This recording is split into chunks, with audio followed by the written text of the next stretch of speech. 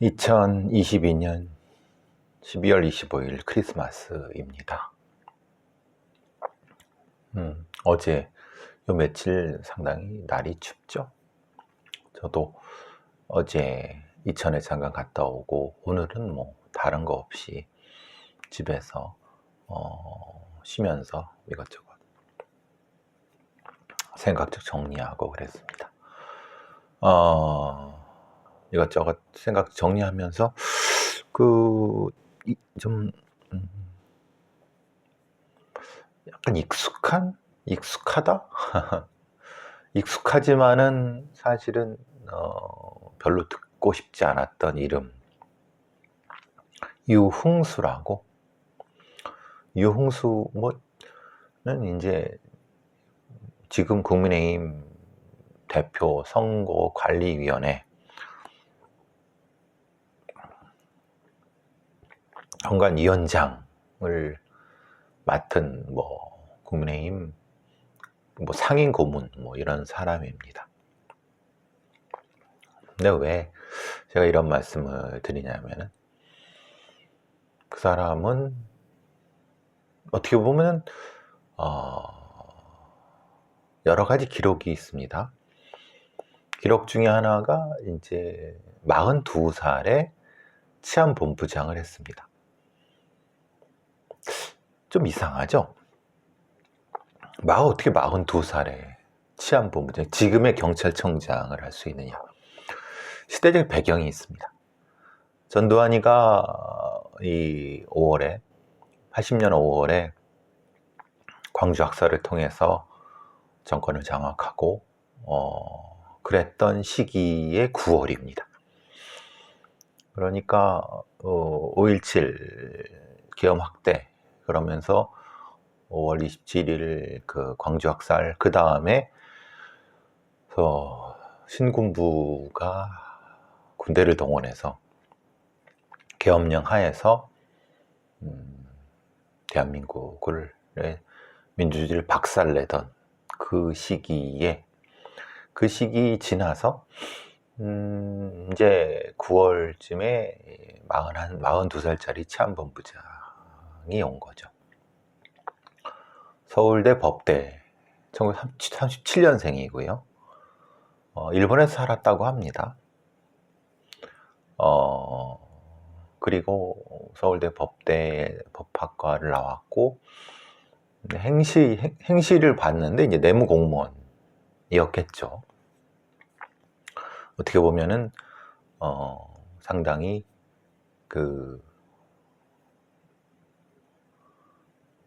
좋은 길, 따뜻한 길만 엘리트. 근데 이제 과거 정권에서 따뜻한 길만 다녔던 엘리트. 그 엘리트가 이제 군바리들한테 부역해갖고 가장 어린 나이에. 그러니까 그 전에는 뭐냐면 지금도 행시 특채가 있지만은 지금도 이제 외시 본 사람들 또는 행시 본 사람들 특채가 있습니다. 그때도 그렇게 특채를 해서 그러니까 경찰에서 최고위 간부, 최고위까지 간 거죠. 어떻게 보면 박정희 때 상당히 많이 빠르게 올라갔고 결국은 이제 민주주의의 말살기에 전두환이 신군부한테 잘 보여서 42살에 경찰청, 그러니까 치안본부장이 된 인간입니다. 그 뒤에 부산 쪽에서 4선 정도 했고, 당연히 민정당 계열이죠. 한나라당, 자유한국당 그쪽이 있고, 4선까지 한 후에 이제 은퇴라고 이렇게 됐는데, 우리나라의 영남, 가장 이 법 엘리트이면서 아주 독특하게 판사나 이 검사를 하지 않고 행시 쪽을 해서 이 경찰 고위직에 올라갔던 제가 아는 사람 중에 아주 몇몇이 그런 사람들이 있습니다. 그들은 대부분 정보경찰의 정보 라인들을 장악해서 거기서 상당히 많은 출세의 기반, 그래서 지금까지도 우리나라의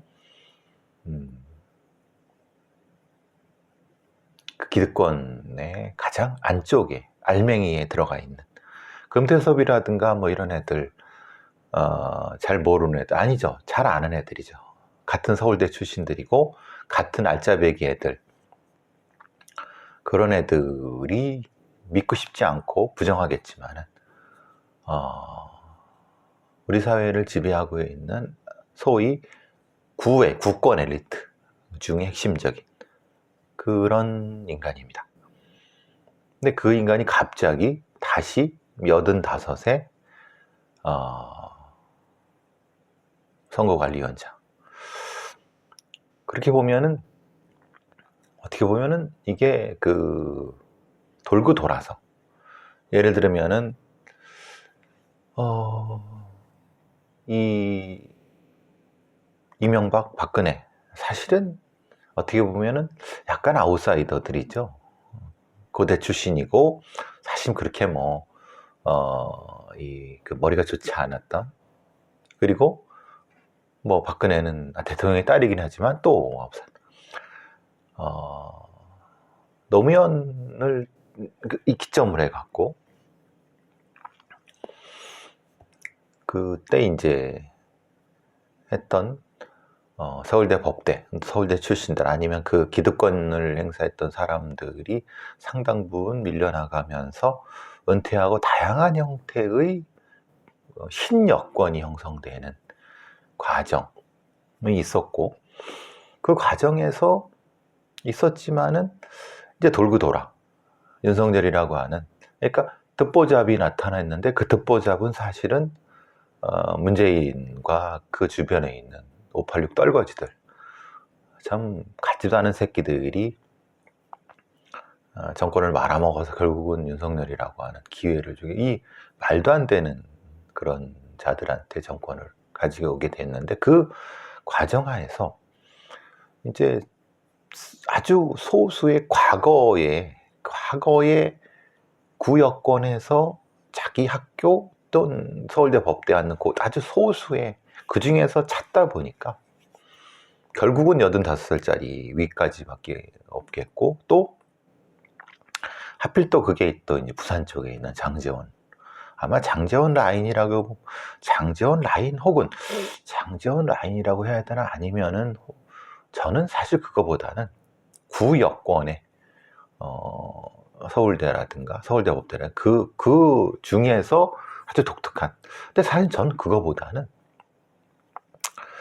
경찰 출신이라는 것이 좀 가장 마음에 걸립니다. 왜냐하면 지금 한동훈이 넘버 2인 줄 알았는데 실제로는 이상민 혹은 그러니까 서울대 법대 혹은 서울대 출신들의, 물론 한동훈도 그쪽이지만 경찰 라인, 그것도 정보경찰 라인들, 정보경찰 중에서도 핵심적으로 예전에 보안수사했던, 그러니까 빨갱이 때려잡았던 그런 구여권의 경찰 혹은 전직 그 경찰 라인, 굉장히 엄청난 그 인맥들이 있습니다. 물론 상당히 그 길을 이제 열어주고 신여권한테 일정 정도 그 떡고물만 받아놓고 아니면 뭔가 이렇게 좀 이익만 챙기는 형태였는데, 이제 새롭게 형성되는 윤석열 라인에서 그들을 다시 소환하는, 결국은 김순호가 소환됐고 결국은 유흥수가 소환됐는데 결국은 그게 누굽니까? 결국은 다 경찰이고 과거에 소위 빨갱이 때려잡던 그런 경찰 혹은 정보경찰 혹은 이런 라인들입니다. 그러니까 무엇을 하려고 하는지 뻔히 드러나 보이는 거죠. 그러니까 제가 초기에 그런 말씀을 드렸습니다. 이 윤석열의 인수위를 할 때 이철규라는 사람에 주목해야 된다. 사실은 다른 사람들이 뭐 윤핵관 중에서 장제원, 권성동 그런 얘기를 하지만 사실은 걔네들은 허개비들이고 실제로는 이철규가 상당히 이걸 할 거라고 말씀을 사람들이 뭐 별로 그 부분에 대해, 왜냐면 그때는 한동훈과 이제 이쪽에서 계속 뭘 했는데 결국은 이런 거 지금 나오는 거 보십시오.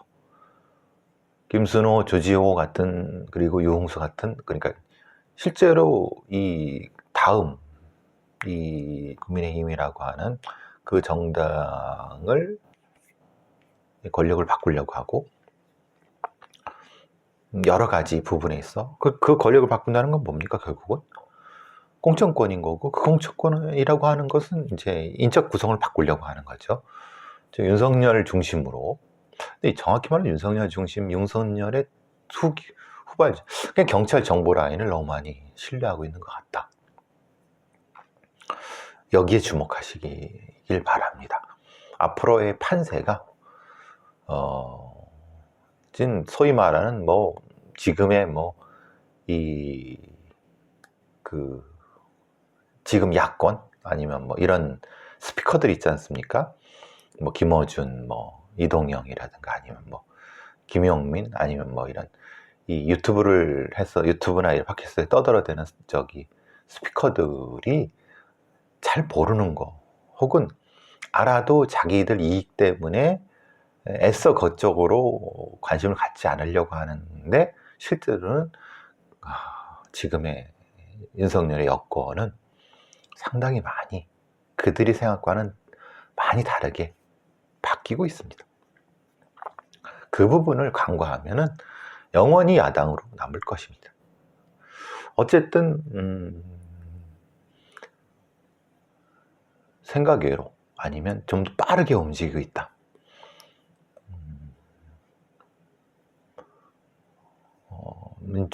대한민국의 민주주의가 이제 여러 가지 상황에서 좌초 다시 30년대로 돌아가는 그런 상황에서 안타까움이 많이 드러나고 있습니다. 자, 다음 건으로 한번 보시면요. 제가 오늘 방 안에 들어앉아서 면벽 수도하면서 여러 생각이 많았습니다. 생각을 하니까 정리가 좀 되더라고요. 다른 건 하나는 좀 전에 그 MBC에 그 예능에 혓바닥 종합격투기 새치혀라고 하는 여러분은 잘 안 보시겠지만 저도 사실 뭐 볼 일이 없는데 틀어놓고 있다 보니까 거기에 이제 말하자면 말발로 이제 맞대 붙어갖고 하는 일종의 그 말싸움 쇼라고 해야 되나? 지금 하고 있는데 한번 볼까요? 일종의 셀럽들 아니면은 뭐 예를 들면 이제 트랜스젠더도 나오고 다른 형태의 이제 유튜브계에서 강자들 있지 않습니까? 근데 뭐 그게 이제 이른바 다른 뉴미디어 쪽에서의 셀럽들, 거기서 이제 수백만의 어떤 인플루언서들이라고 할 때 그런 사람들, 그러니까 이제 공중파와 유튜브가 이제 막 섞이고 막 그러고, 지금도 그렇습니다. 방송 포맷 막 그렇고.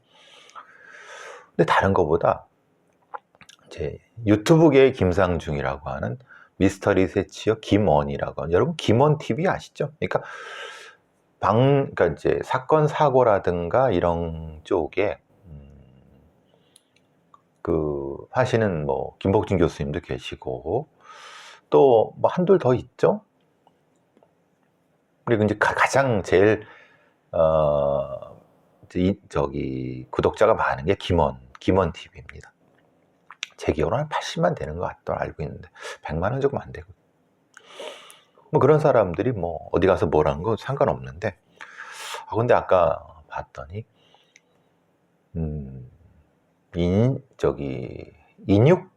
인육 뭐 판매 이런 거, 헬리콥터 이런 거. 그러니까 이제 물론 소재에 뭘 겁내라든가 이런 것은 사실은 뭐 적절하지 않죠. 그런데 그래도 일정 정도의 한계는 있지 않느냐. 그러니까 글쎄요, 이게 참 저는 사실 좀 불편했습니다. 왜냐, 여러 가지 뭐 이런 걸 통해서 아시다시피 이제 좀 뭐 강연 이런 걸 통해서 사기시켜 다니는 애들도 있고 경력 속이는 애들도 있고,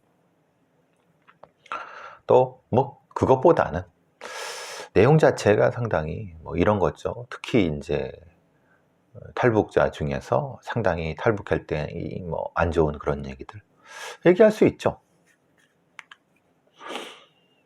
근데 지금 이 김원 같은 경우는 인육 얘기하고, 인육을 이제 뭐 그런 미스터리라고 하는 얘기를 가지고 사실은 그런 걸 자극하는, 그러니까 MBC가 그 오은영 사태에서도 얘기하는 것처럼 뭔가 이게 잘 안 맞는 것 같아요. 그러니까 이제 시사교양 쪽은 그래도 좀 하려고 하는데 나머지 시청률 경쟁에서 조금 더 이제 조금 뭔가를 좀 나가려고 하나? 근데 그렇다 하더라도 지킬 건 지켜야 되지 않느냐, 이런 생각이 들어서 조금 불편한 얘기를 한번 해봤습니다. 글쎄요, 이제는 공중파는 이제는 사라지겠죠. 공중파란 개념이 사라지겠죠. 뭐 지금 종편이란 것도, 종편 공중파가 무슨 의미가 있습니까? 다들 다 망가지고 있는데, 또 다른 형태의 어떤 유튜브 같은 경우도 이제 유튜브 말고 새로운 이 영역이 또 개척되고 그러겠죠. 자, 그냥 한 말씀 드려봤습니다. 오늘 사건 중에 하나가 뭐가 있었냐면은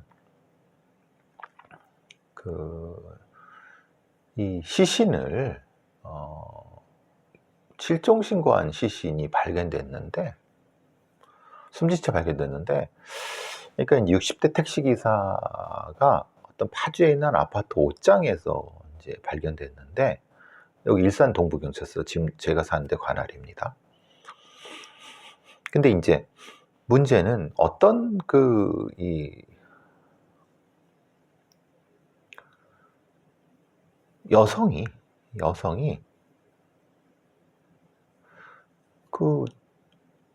자기 남자친구의 옷장에 죽은 사람이 있다라는 걸 해가지고 가서 이제 신원을 확인해 보니까 사실 6일 전에 신고된, 그러니까 이제 며칠 전에 신고된 택시기사였던 거예요.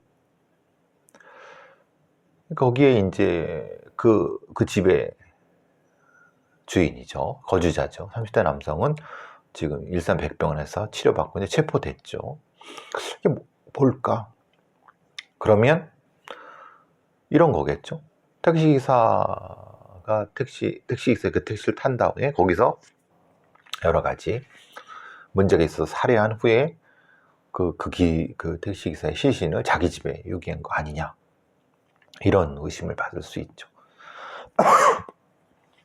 상당히 아직 경위는 밝혀지지 않았습니다만은, 아이고, 이제 아까 제가 이제 사건 통장에서도 스워밍 말씀드렸지만은, 스워밍이라는 게 이겁니다.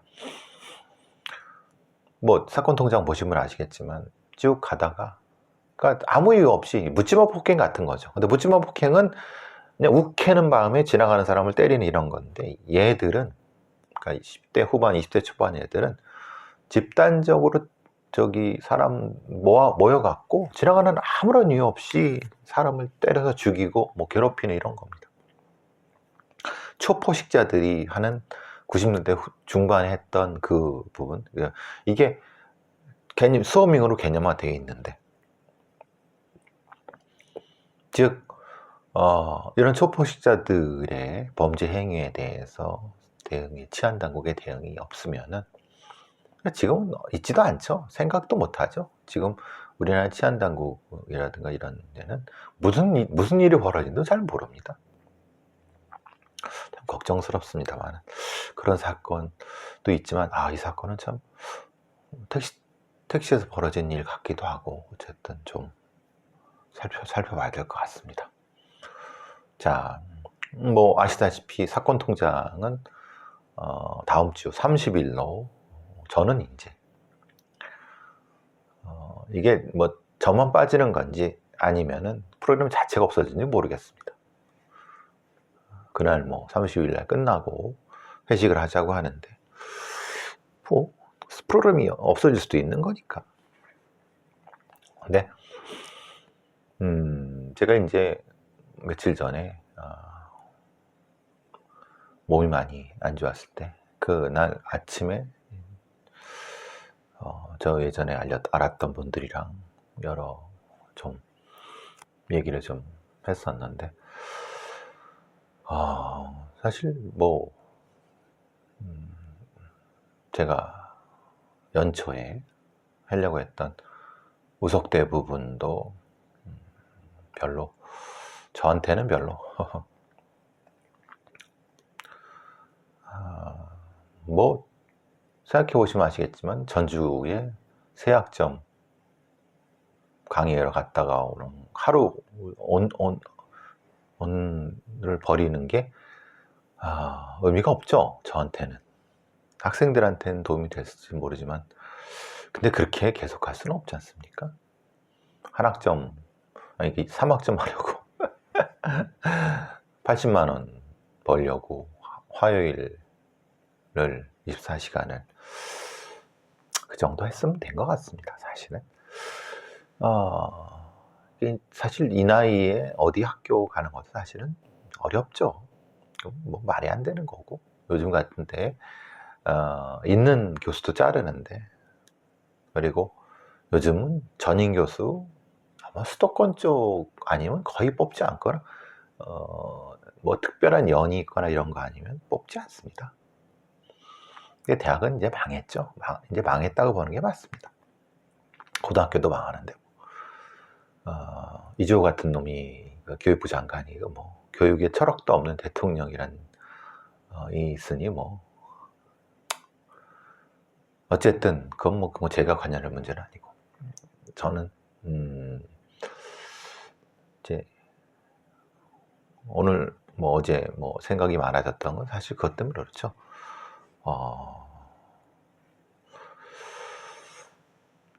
애초에 계획했던 뭐 재산 정리라도 좀 잘 됐으면은 유튜브 방송을 좀 더 할 텐데 이게 질질 끌리고 이렇게 살 수는 없죠, 사실은.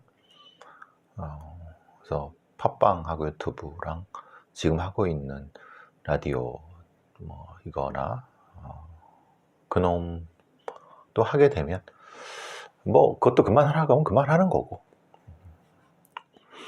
최소한의 그 하고 저는 생각한 대로 책 쓰고 소설하고 대본하고 그리고 컨텐츠 크리에이티브 그러니까 이제 그게 이제 뭐 드라마가 됐던 영화가 됐던 이런 쪽으로 좀 더 전문적으로 나가야 될 것 같습니다. 이제 하고 싶은 일을 해야죠.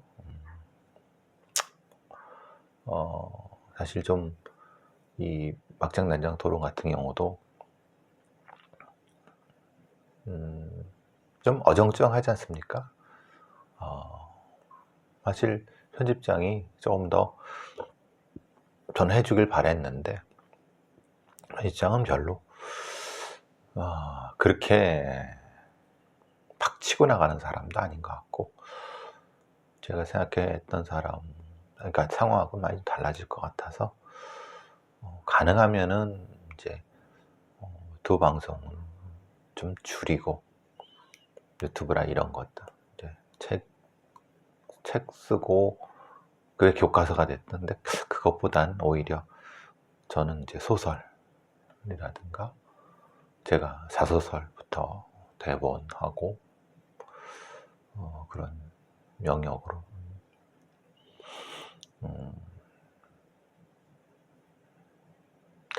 자, 어쨌든 날씨가 춥습니다. 12월 이제 크리스마스가 다 지나가고 있고 내일 모레 연말 잘 보내시고요. 날씨는 춥지만 주변에 있는 분들하고 따뜻하게 정을 나누시기 바랍니다. 저희 모친도 걱정을 하시는 게 이제 뭐 저희 모친이 그런 걱정을 하시더라고요. 저희 모친은 되게 현실적인 분입니다. 저희 모친은 제 결혼을 걱정하시죠. 근데 이제 제가 제 유전자를 남겨줄 사람은 없지만, 자식들은 없지만 제 생각과 제 이상을 많은 사람들한테, 적어도 필요한 사람들한테 나눠주는 지식과 아니면 저의 생각을, 그것도 그게 더 의미 있는 일이 아닐까 싶습니다.